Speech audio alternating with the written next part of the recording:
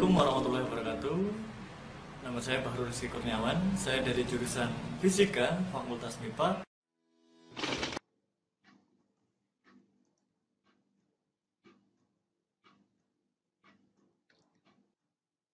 Selamat datang di mata kuliah Kewirausahaan Berbasis Sains. Saya ucapkan selamat bergabung kepada seluruh mahasiswa yang telah mengambil mata kuliah ini. Perkenalkan, saya Bahrul Rizky Kurniawan, dosen yang akan mengampu mata kuliah ini selama 1 semester. Silakan Anda subscribe channel YouTube saya karena materi pada perkuliahan ini dapat Anda akses melalui channel YouTube saya. Anda juga boleh like, share agar video ini bermanfaat untuk orang yang lebih banyak. Baiklah, sebelum kita mulai perkuliahan pada hari ini, kita awali dengan berdoa. Silakan berdoa sesuai agama dan kepercayaan masing-masing. Berdoa dipersilakan. Selesai. Pada video kali ini kita akan berdiskusi tentang menilai kebutuhan usaha dan memperoleh modal. Materi diskusi ini akan disajikan oleh kelompok 4. Karena kelompok 4 telah menyiapkan video perkenalan kelompok mereka, maka langsung saja kita ikuti materi diskusi dari kelompok 4. Kepada kelompok 4, dipersilakan. Assalamualaikum warahmatullahi wabarakatuh. Nama saya Ahmad Dulhadi Wijaya. NIM saya adalah 2003216148898. Saya dari kelas offering B.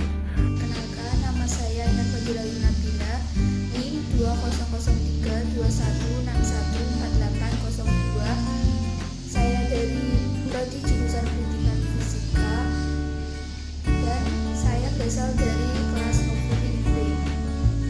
Perkenalkan, nama saya Nahmili Sana, NIM 2003216148876, Prodi S1 Pendidikan Fisika, offering B. Perkenalkan, nama saya Retni Yulita, NIM saya 2003216148881 dari kelas offering B, Prodi Pendidikan Fisika. Perkenalkan, nama saya Sus Setia Ningsih, saya dari offering B dengan NIM 2003216148896. Sebenarnya apa sih kebutuhan usaha itu? Kebutuhan usaha adalah hal-hal yang harus dipenuhi perusahaan untuk mendirikan dan menjalankan usaha dari awal hingga perusahaan beroperasi. Kebutuhan usaha yang diperlukan terdiri dari beragam jenis, tergantung dari bidang usaha masing-masing perusahaan. Sebenarnya apa saja hal yang diperlukan dalam kebutuhan usaha? Kebutuhan usaha yang diperlukan terdiri dari beragam jenis, tergantung dari bidang usaha masing-masing perusahaan. Artinya, jenis dan jumlah kebutuhan antara satu bidang dengan bidang yang lain jelas berbeda. Misalnya, bidang usaha yang berbeda dengan bidang industri, berbeda pula dengan bidang pertanian coklat. Mengapa jenis maupun jumlah kebutuhan usaha memerlukan penilaian secara benar dan akurat? Tujuannya adalah agar tidak terjadi kekurangan atau kelebihan pada saat usaha hendak dijalankan. Kekurangan akan menyebabkan adanya penambahan biaya dan kelebihan mengakibatkan dana akan terbuang sia-sia atau mubazir, sehingga pengeluaran biaya menjadi berlebihan. Jumlah kebutuhan usaha perusahaan juga disesuaikan dengan tujuan perusahaan tersebut. Namun, dapat pula dibuat kebutuhan untuk beberapa periode ke depan.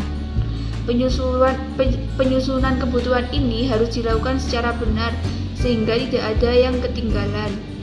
Setelah kebutuhan usaha disusun secara benar dan akurat, langkah selanjutnya adalah menentukan komponen harga setiap jenis kebutuhan. Hasil penilaian kebutuhan usaha dapat disusun secara rinci agar terlihat jelas apa saja jenis kebutuhan usaha yang diperlukan. Dengan diketahuinya total kebutuhan usaha, dapat diketahui berapa kekurangan dana yang dimiliki sekarang ini. Untuk menutup kekurangan biaya kebutuhan usaha tersebut, dapat dicarikan dari berbagai sumber, baik dari modal sendiri maupun modal pinjaman seperti pinjaman dari bank maupun koperasi. Biaya kebutuhan usaha. Setelah mengetahui jenis kebutuhan yang dibutuhkan, kemudian kita harus menetapkan anggaran dalam periode tertentu untuk memulai suatu usaha dan selama perusahaan berjalan selama beberapa periode. Komponen biaya ini tergantung dari jenis usahanya. Jenis-jenis komponen kebutuhan usaha meliputi 3 hal. Pertama adalah biaya prainvestasi. Biaya prainvestasi ini adalah biaya yang dikeluarkan perusahaan dalam rangka memulai suatu usaha. Misalnya, biaya survei lapangan, biaya pembuatan studi kelayakan, biaya pengurusan izin-izin, biaya pengurusan dan pembersihan lahan, serta biaya prainvestasi lainnya. Kedua adalah biaya pembelian aktiva tetap, yang terdiri dari aktiva tetap yang berwujud dan aktiva tetap tidak berwujud. Biaya pembelian aktiva tetap berwujud ini adalah sejumlah uang yang dikeluarkan untuk membeli aktiva tetap, seperti pembelian tanah, pendirian bangunan, pembelian mesin-mesin, kendaraan operasional, inventaris kantor. Sedangkan aktiva yang tidak berwujud terdiri dari pembelian lisensi, hak paten, franchises, dan merek. Lalu yang ketiga adalah biaya operasional.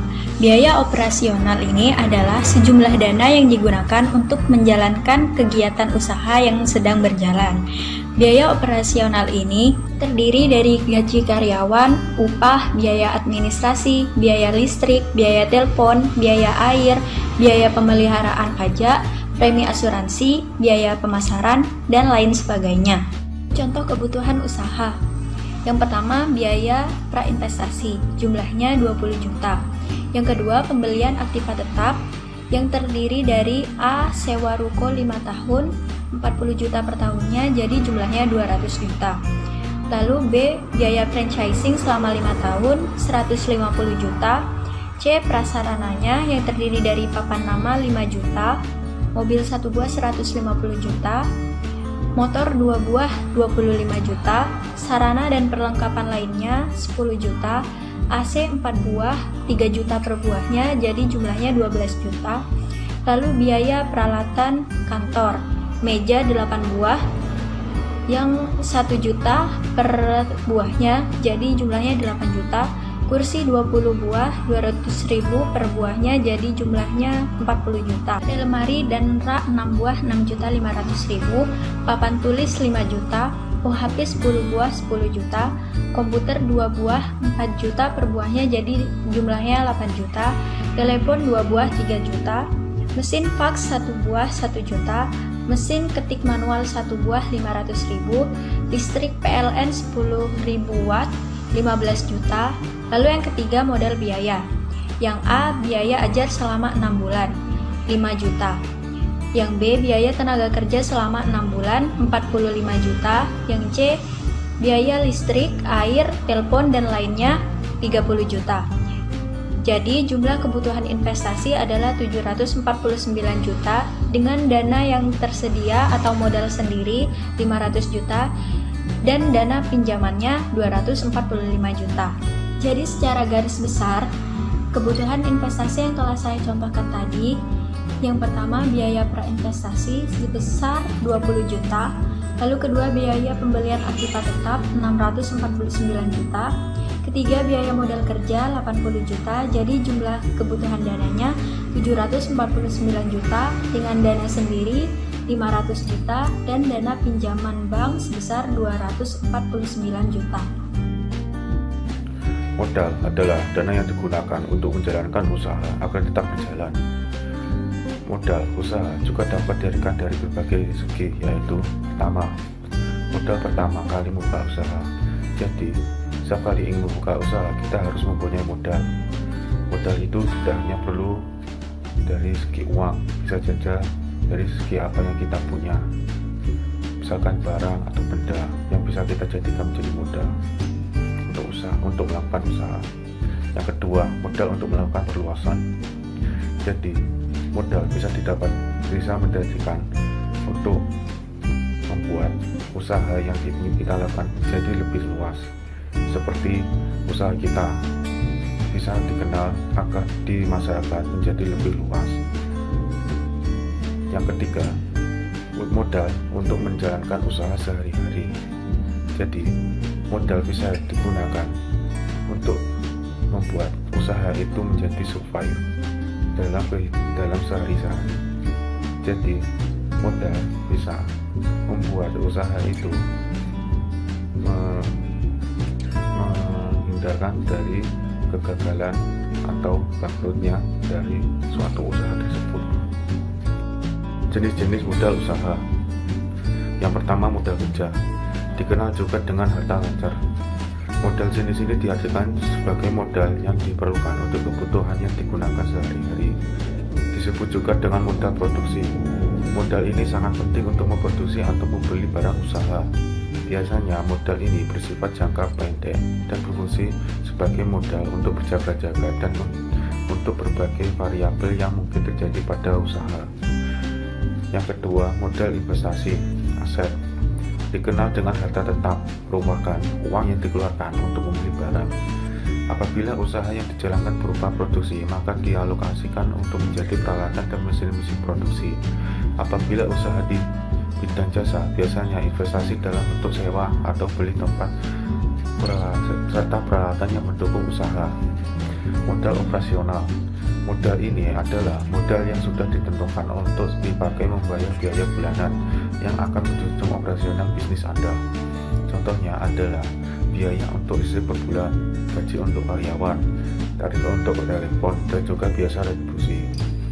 Modal seperti ini memang dimaksud untuk membayar tagihan di luar urusan bisnis. Sumber-sumber modal. Dalam berusaha, sumber modal tidak hanya kita peroleh dari satu sumber saja, melainkan ada beberapa sumber. 1. Modal sendiri.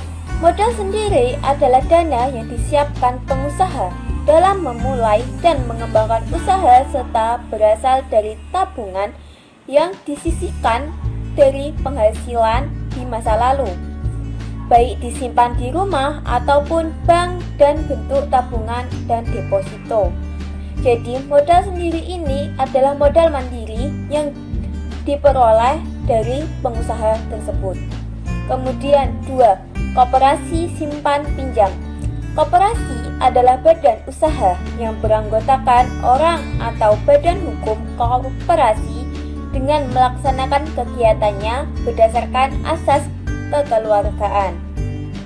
Koperasi simpan pinjam merupakan koperasi dengan bidang usahanya pelayanan tabungan dan pinjaman bagi anggotanya. Koperasi simpan pinjam memberi pinjaman dengan ketentuan: 1. Telah terdaftar sebagai anggota koperasi KSP atau USP minimal 3 bulan. 2. Mempunyai usaha produktif. 3. Tidak mempunyai tunggakan pinjaman pada KSP atau USP. 4. Mengajukan permohonan pinjaman kepada KSP atau USP. Dan 5. Mendapatkan persetujuan dari pengurus. Sumber modal yang ketiga dan terakhir yaitu lembaga keuangan. Lembaga keuangan merupakan badan usaha yang berfungsi menghimpun dana dari masyarakat dalam bentuk simpanan dan menyalurkannya kepada masyarakat dalam bentuk kredit ataupun pinjaman berdasarkan peraturan perundang-undangan yang berlaku. Peraturan perundang-undangannya antara lain: 1. Undang-Undang Nomor 7 Tahun 1992 diubah dengan Undang-Undang Nomor 10 Tahun 1998 tentang perbankan. 2. Undang-Undang Nomor 2 Tahun 1992 tentang asuransi. 3. Undang-Undang Nomor 11 tentang dana pensiun. 4. Undang-Undang Nomor 8 Tahun 1996 tentang pasar modal. Dan 5. Undang-Undang Nomor 23 Tahun 1999 tentang Bank Indonesia. Jadi sumber modal itu ada 3: modal sendiri, modal koperasi simpan pinjam, ataupun dari lembaga keuangan. Lembaga keuangan dalam memberikan modal pinjaman dibagi menjadi 2, yaitu yaitu modal pinjaman bank dan modal pinjaman non-bank. Modal pinjaman bank. Modal pinjaman bank merupakan modal yang diperoleh dari pihak perbankan dengan kewajiban untuk mengembalikan dana beserta imbal hasil pinjaman. Secara garis besar, persyaratan umum yang ditentukan perbankan untuk mendapat pinjaman modal yaitu 1. Harus menjadi nasabah bank dengan membuka rekening tabungan. 2. Memiliki surat izin usaha. 3. Menyertakan proposal usaha dan studi kelayakan usaha. 4. Memiliki agunan dari aset yang dimiliki. Kedua, modal pinjaman non-bank. Modal pinjaman non-bank merupakan modal yang diperoleh dari pihak di luar perbankan dengan kewajiban untuk mengembalikan dana beserta imbal hasil pinjaman.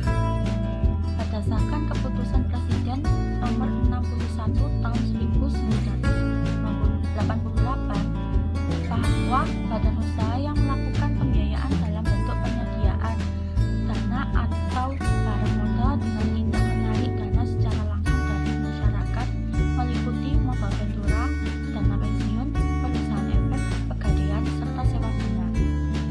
Kelebihan dan kekurangan suatu modal.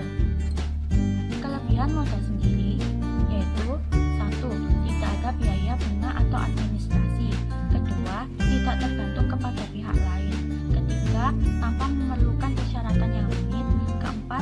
Tidak ada keharusan pengembalian modal. Kekurangan modal sendiri yaitu 1. Jumlahnya terbatas. 2. Perolehan relatif lebih sulit. 3. Kurangnya motivasi usaha. Selain itu, terdapat modal pinjaman. Kelebihan modal pinjaman yaitu 1. Jumlahnya tidak terbatas. 2. Motivasi usaha yang tinggi. Kekurangan dari modal pinjaman yaitu 1. Dikenakan berbagai biaya bunga dan administrasi. 2. Ada keharusan mengembalikan modal. Sekian presentasi dari kelompok kami. Mohon maaf apabila ada salah kata. Wassalamualaikum warahmatullahi wabarakatuh. Terima kasih kepada kelompok penyaji yang telah menyajikan materi diskusi pada video kali ini. Selanjutnya, bagi peserta diskusi, Anda dapat mengajukan pertanyaan kepada kelompok penyaji melalui WhatsApp grup mata kuliah ini. Silakan Anda ajukan pertanyaan terkait materi yang telah disampaikan oleh kelompok penyaji. Anda dapat mengajukannya mulai sekarang. Pertanyaan yang telah diajukan selanjutnya akan ditampung terlebih dahulu untuk kemudian dijawab oleh kelompok penyaji pada saat perkuliahan berlangsung. Saya rasa cukup untuk video kali ini. Saya akhiri, semoga bermanfaat. Wassalamualaikum warahmatullahi wabarakatuh.